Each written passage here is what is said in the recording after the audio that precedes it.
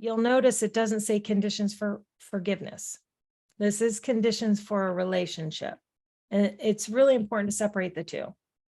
Forgiveness does not require that you stay in relationship with somebody. However, people that struggle with forgiveness are really conflicted a lot of times because they want to stay in relationship with a person that's harmed them.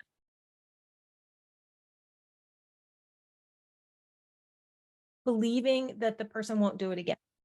Having a sense that they have learned from their mistake and that they accept responsibility, that they're genuinely sorry and they're going to change their behavior.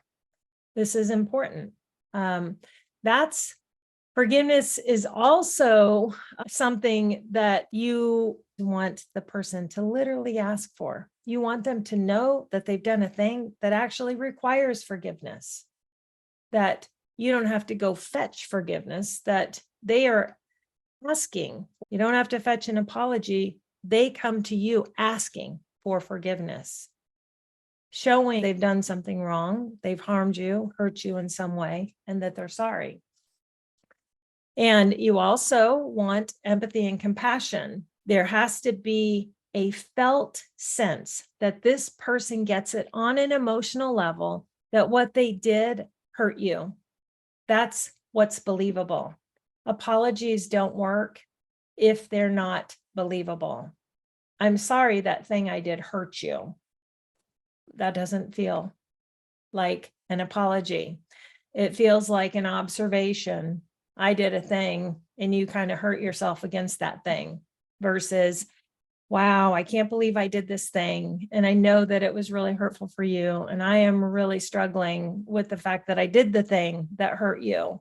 And I really, really, really don't ever want to do that again. And I see how it would be really painful if you had done that to me. And I am very sorry. So there's a sense of connectedness emotionally to the thing that you're apologizing for. These are conditions that are appropriate for you to expect in order to stay in relationship with somebody who has harmed you, I should say.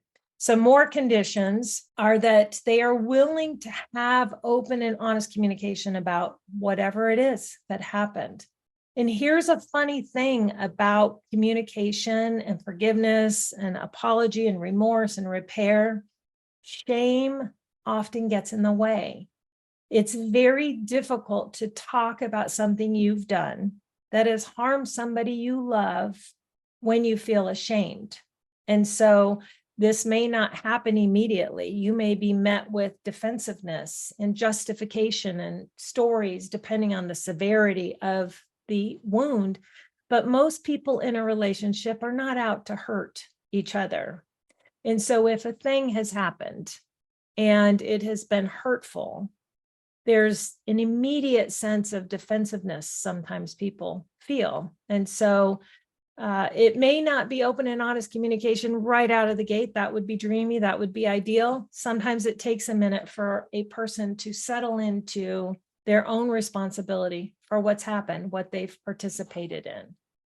Sometimes it is necessary to have some kind of restorative action. One of the most common scenarios when infidelity is the kind of betrayal or thing on the table that forgiveness is needed around is a higher level of accountability, checking in, transparency around digital media, social media accounts, and things like that. That can get out of control, but there's the kind of a restorative effort that goes into reassuring a person, I am invested in never doing that again. And I want to show my accountability, my reliability to you.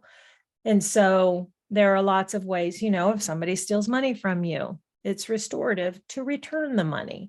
If somebody breaks something of yours, it's restorative to fix the thing they broke. It's the other thing that is really reasonable is to expect a little time to pass. Time doesn't change anything.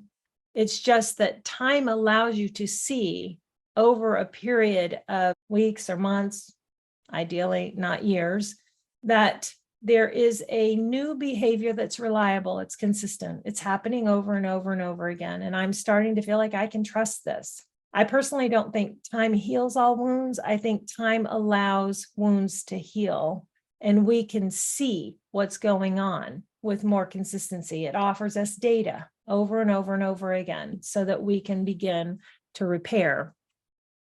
And then you're going to need to find a way to make peace with what happened, to find closure within yourself. Sometimes we feel like we've participated in some way, and that's a real struggle. Sometimes we need to forgive ourselves. Sometimes we feel like, oh, this thing happened and I actually participated in some way. And we need to reconcile that within ourselves and maybe even extend our own request for forgiveness. So that can be tricky. So not all forgiveness requires involvement with the other person. You can literally